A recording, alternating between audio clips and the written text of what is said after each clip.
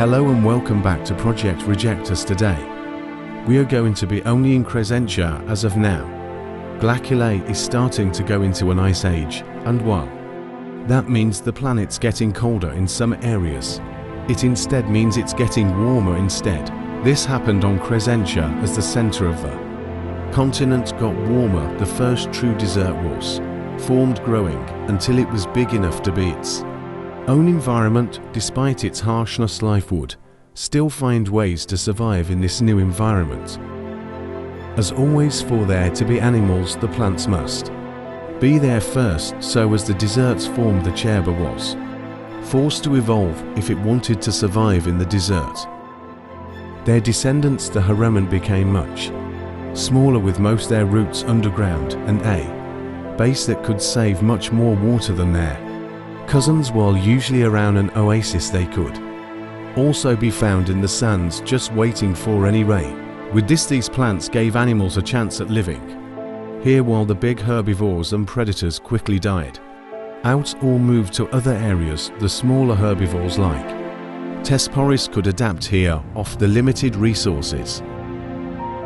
One such descendant was the Vistana, with 2 claws to dig out burrows to sleep in. These creatures were nocturnal, being one of the first to improve their eyes.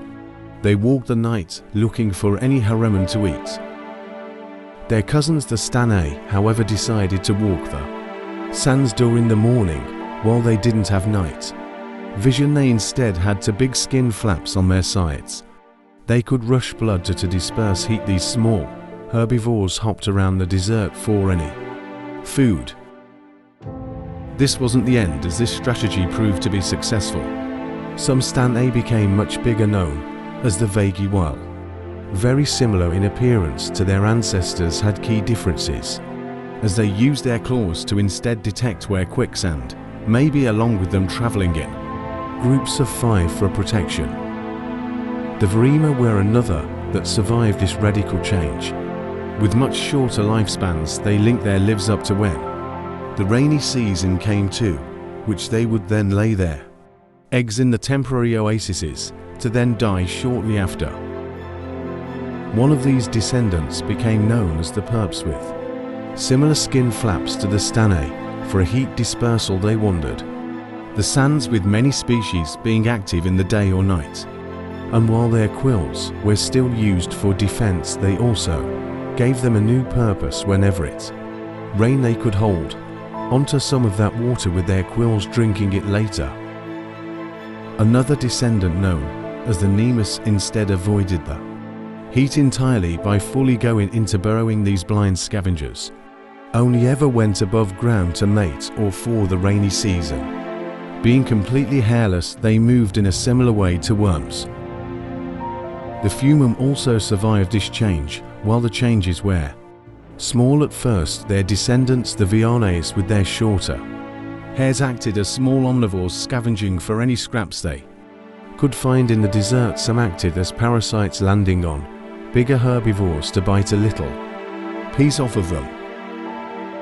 The Kadaram took this to the extreme, with their heads now bald to prevent any part of their food from getting stuck. They searched the deserts for corpses surrounding and eating it.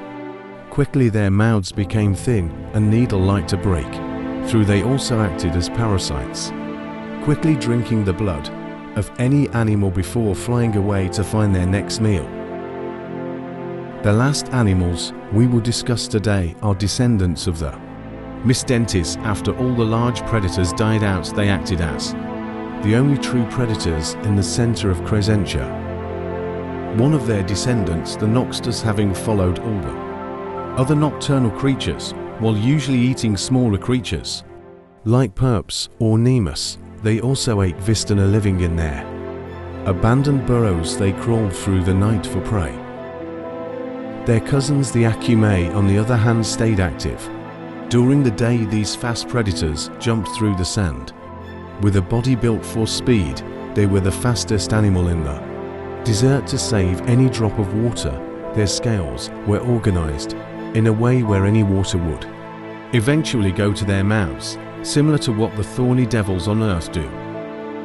Thank you as always for watching until the end. If you want to help out or see what the next episode looks like, the Discord will be in the comments as always, but goodbye for now. I will see you all next time when we diecast the caves of Glaculae.